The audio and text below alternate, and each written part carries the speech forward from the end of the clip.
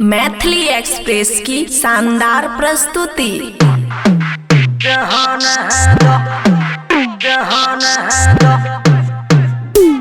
धीरे धीरे धीरे धीरे डीजे शिवा बड़सम। जहान है दो, जहान है दो। खुशी रिकॉर्डिंग स्टूडियो बलुआहा। दहिया से दहिया चिपक गया रे, नीचा से लहू पर हिल गया रे, नीचा से लहू पर हिल गया रे। दहिया से दहिया चिपक गया रे, नीचा से लहू पर हिल गया रे।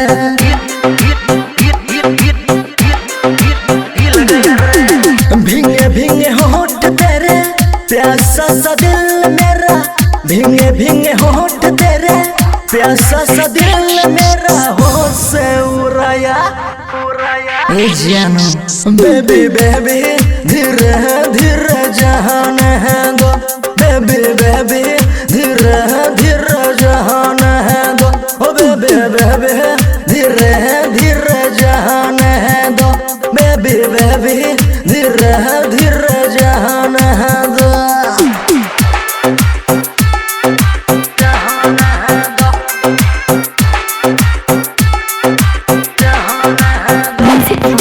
डीजे शिवा बड़सम। खुशी रिकॉर्डिंग स्टूडियो बलुआहा। पीलू तेरी होठों की सरगम घायल करे तेरी आंखों की समनम, होश उड़ाए तेरी सांसों की हमदम, जान मारे तेरी लहरों की छम छम। माल है छोरी तू सबसे हटके, रहना हमेशा तू हमसे सटके। प्यार करूं आज पूरा जम के, रात भर रहना बेबी तू डट के। लंबे बहलो तेरे काला जादू कर, जादू कर, जादू कर।